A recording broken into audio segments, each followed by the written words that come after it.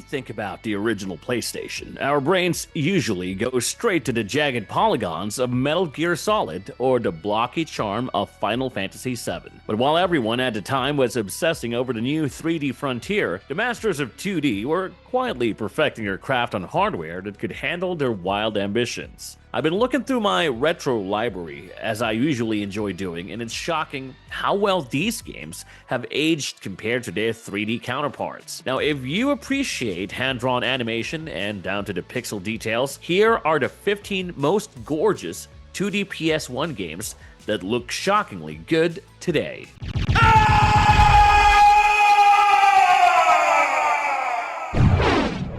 Castlevania Symphony of the Night 1997. It's impossible to talk about gorgeous 2D gaming without bending the knee for the king. Symphony of the Night isn't just a good-looking game, it's a masterclass in gothic atmosphere and sprite animation. From the moment you take control of Alucard, you can feel it. The way Escape floats behind him, the trail of translucent after images, or the way he turns into mist with such fluid particle effects was mind-blowing in 1997, and still looks incredible now. My favorite location is, of course, the Royal Chapel with all those parallax-scrolling stained glass windows in the background. There's also the sheer variety of enemies, and they aren't just palette swaps. You have massive bosses that fill half the screen, detailed down to rotting flesh and intricate armor. There are also the particles and lighting effects that could only be achieved on 3D-ready hardware like the PS1, which previous consoles could not do. It's a game where every room feels like art. It's a set a bar for the Metroidvania genre that very few games have ever managed to clear.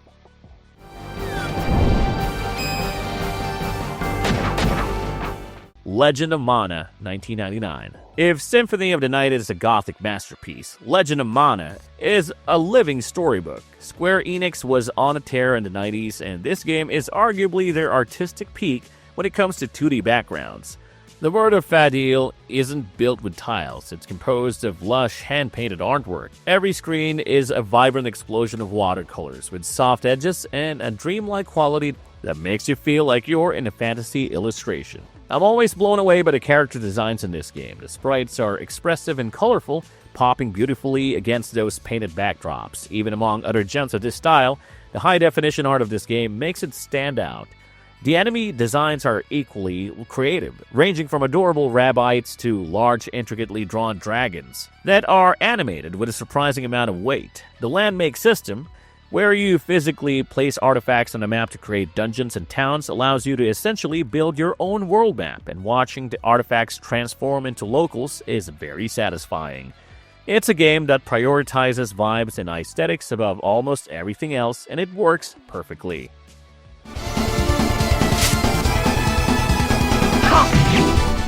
Valkyrie Profile, 1999. There's a somber, melancholic beauty to Valkyrie Profile that sticks with you long after you put the controller down. The game deals with death, the afterlife, and the end of the world, and the art direction reflects that heavy tone perfectly. The environments are often muted and foggy, creating an atmosphere of dread and sadness, but the sprite work is sharp and incredibly detailed. I also love the way the game uses parallax scrolling in its dungeons. The layers of background and foreground move at different speeds, creating a sense of scale and depth that makes the 2D world feel vast.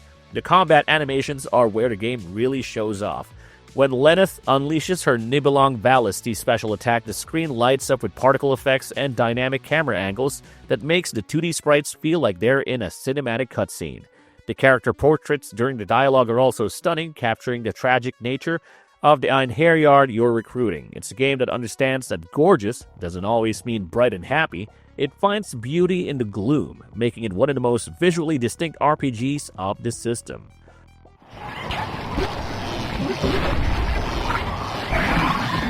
Heart of Darkness, 1998. Heart of Darkness is a cinematic platformer in the vein of Another World, and it uses a unique animation style that feels 3D while actually being completely 2D.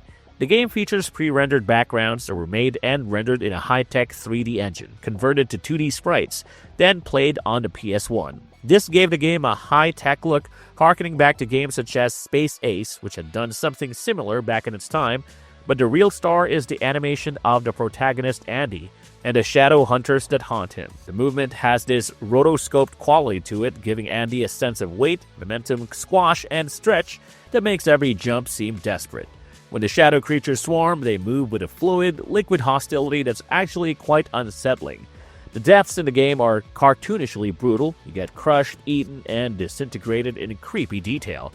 But the artistry behind those animations is undeniable. Its seamless transitions between gameplay and cutscenes were revolutionary at the time, keeping you immersed in this surreal world without a loading screen to break the tension.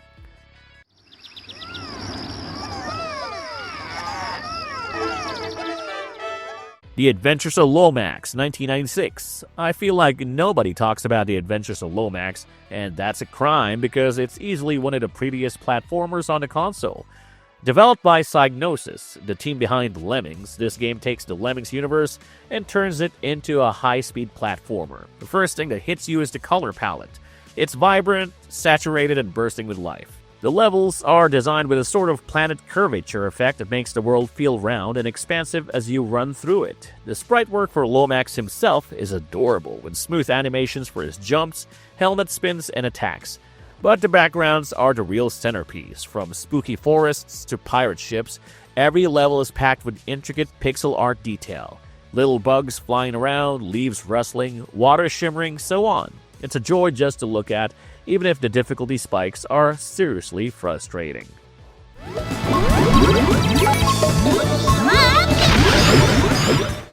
Harmful Park, 1997. Unless you were deep into the import scene, you probably missed this Japanese exclusive when it came out, but Harmful Park is the definition of visual chaos done right. It's a cute shoot 'em up, set in a bizarre theme park, and it's full of that endearing Japanese chaos. You aren't fighting spaceships, you're fighting flying potatoes, giant mechanical inflatable animals, and Frankenstein monsters in wedding dresses. The sprite work is incredibly crisp, and the game throws a ridiculous amount of objects and moving scenery pieces on screen without slowing down. I also love the weapons here. You can launch pies, ice cream cones, and jelly beans that fill the screen with color. The bosses are massive, multi-jointed sprites that are animated with a bouncy, rubbery energy that fits the cutesy tone perfectly. It's a game that is pure fun, that it takes the fun and cranks it up to 11, and that freedom allowed the artists to create some of the most creative and adorable imagery on the PS1. It's a carnival of pixels that's impossible to play without smiling.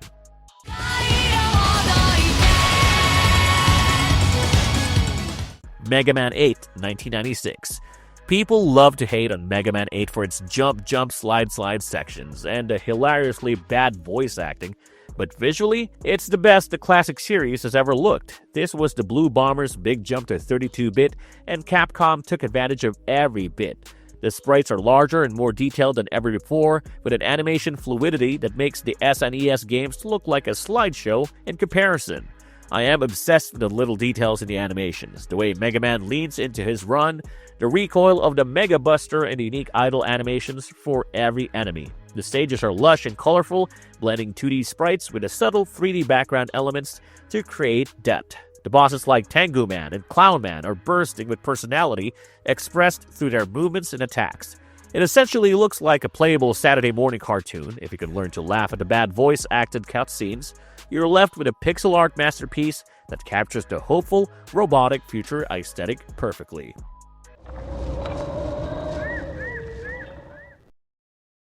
Rayman, 1995.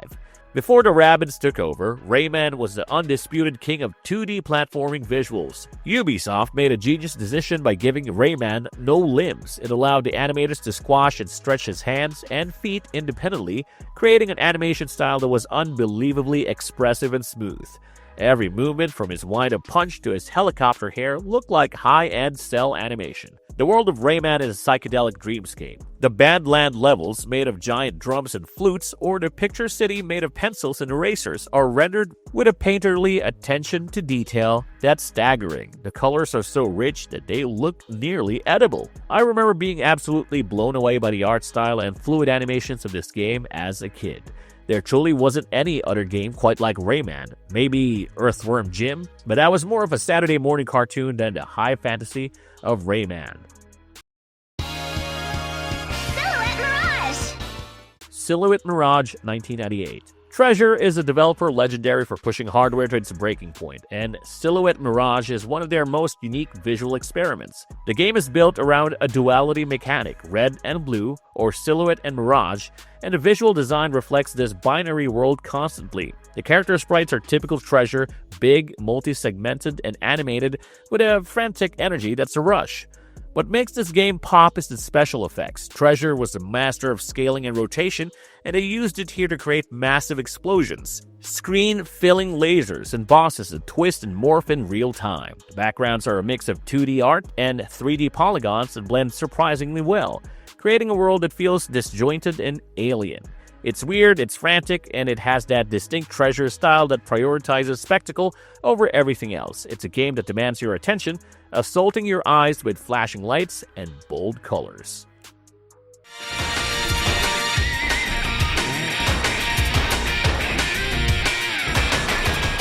Rapid Reload, Gunner's Heaven, 1995. Rapid Reload, also known as Gunner's Heaven in Japan, is basically a spiritual successor to Gunstar Heroes that takes the run-and-gun formula and cranks it up to 11. The game is pure adrenaline in visual form. The sprites are smaller than most of the games on this list, but that's because the screen is constantly filled with hundreds of bullets, explosions, and enemies. The pacing is high speed and takes no breaks, with the animations keeping up perfectly. I love the mechanical designs of the bosses with giant walking tanks, flying battleships, and robotic serpents that are animated with smooth, multi-jointed movements. The backgrounds zip by at breakneck speeds, creating a sense of momentum that does an amazing job of giving that feeling of walking on high-speed vehicles. The sheer amount of pyrotechnical effects on display in this game is impressive. Everything you destroy erupts into flames and fireballs. It captures that 90s anime sci-fi aesthetic where everything is sleek, metallic, and ready to explode. Strider 2, 2000. Strider 2 cheats a little bit by using 3D environments, but I'm including it here because the 2D sprite work for Strider Hiryu is simply iconic. This design and art style defined cool for nearly a decade to come. Although the 2D sprite work isn't much to look at compared to the other games on this list, the real point of this game is how it takes advantage of the PS1's special effects capabilities. The way his plasma scarf trailed behind him as he moves, the 3D cinematic camera movement, the way projectiles and weapon slashes are all done with particle effects. The contrast between the crisp 2D sprites and the 3D environments work surprisingly well, creating a 2.5D playground that feels extremely dynamic. When you slash through a robot and it splits in half with a delayed explosion, it feels so unique. And because of the 3D environment, the levels don't feel like moving through horizontal corridors like with most 2D games. Although technically speaking, you're moving through corridors with the way the 3D environments move and rotate as you walk, makes it feel like you're traversing a 3D space. It's a short game, but every second of it is extremely unique, cool, and stylish. Disney's Hercules action game, 1997. Licensed games usually have a reputation for being quick cash grabs, but Disney's Hercules is a stunning exception. It essentially recreates the visual style of the feature film on the PS1. The developers used a technique that allowed them to translate the actual animation frames into sprites, meaning Hercules moves with the same animations as he did in the movie. It's honestly shocking how they were able to literally adapt the source material. The game also experimented with a 2.5D mechanic where Herc can run into the background or foreground. This adds a layer of depth to the 2D planes that was, and still is, rather unique. The boss fights are the real showstopper here. Each boss fight has completely unique gameplay and visual style. From having to run around a giant 3D Hydra to the creative first-person running, I don't even know what to call this gameplay. It is truly a game you need to play regardless of whether you're a fan of the movies or not. Panzer Bandit 1997. For years, people called Panzer Bandit a Guardian Heroes clone. I mean, yeah, probably, but I think it looks even better. This is a chaotic, sprite-based beat-em-up that's overflowing with anime personality. The character designs are peak late 90s anime, big hair, bright clothes, and large accessories. The game is built around juggling enemies and unleashing massive super attacks, and the visual feedback is incredible. When you hit an enemy, the impact frames and particle effects make it feel heavy. The screen is constantly filling with energy beams, explosions, and flying robots, yet the action remains readable thanks to the crisp sprite work. I love the background details in the steampunk-inspired cities and airships. It's a hidden gem that many people missed because it stayed in Japan for so long, but visually it stands toe-to-toe with the best Capcom brawlers of the era. It's colorful, loud, and incredibly fun to watch in motion. Gundam Battle Assault 1998. Most fighting games on the PS1 went 3D, such as Tekken, but Gundam Battle Assault stuck to 2D, and damn, it was a good move. The sprites in this game are absolutely massive. We're talking about mobile suits that take up half the screen vertically. The level of details on these mechs is insane. You can see the panel lining, the mechanical joints, and even wear and tear on the armor. Because the sprites are so huge, the game conveys the weight of these machines beautifully. When a Zaku 2 boosts forward, you can feel the actual thrust force moving the machine forward. The beam rifle shots and explosions are rendered with big, chunky pixels that fit the aesthetic perfectly. Even if you aren't a Gundam fan, you have to appreciate the attention to physicality here. It's a game that wants you to feel big, and the visuals deliver that power fantasy effortlessly. Oddworld, Abe's Odyssey, 1997. We end this list with a game that looks like nothing else on the planet. Oddworld's Abe's Odyssey uses a pre-rendered art style similar to Heart of Darkness or Donkey Kong Country, but twisted into grim industrial dystopia. The backgrounds of Rupture Farms and the Scrabania Desert are teeming with gross, fascinating life. Abe himself isn't much of a hero, and his animation reflects that. He slumps, he sneaks, and he communicates with a series of gestures that are smoothly animated. The world is dark, grimy, and oppressive, filled with grinding gears and gross, dripping liquids. But it's executed with such artistic cohesion that it becomes beautiful in its own way. The seamless scrolling between screens make the world feel like one continuous, dangerous place. It's a visual identity so strong that it still defines the series well to this day. The PS1 era was a weird transitional time for gaming, but while the 3D games were struggling to figure out how to draw a face without it looking like a potato, these 2D games were quietly pushing the envelope of technology. These games don't just look good for their time, they look gorgeous right now, proving that great art direction and masterful artwork never go out of style.